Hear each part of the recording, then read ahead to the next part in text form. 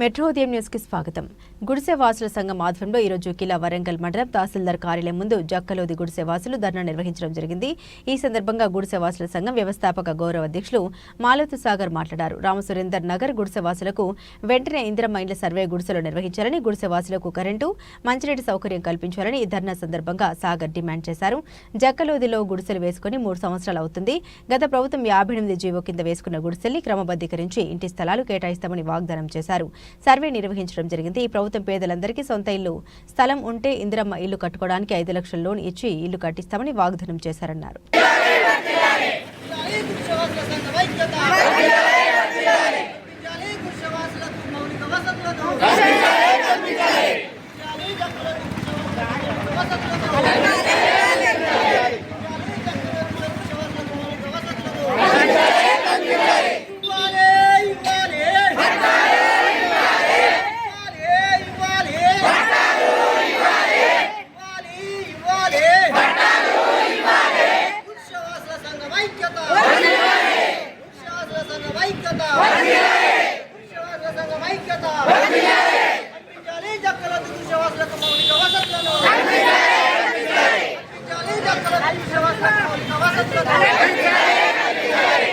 జక్కలోదిలో గుడిసె వాసులకు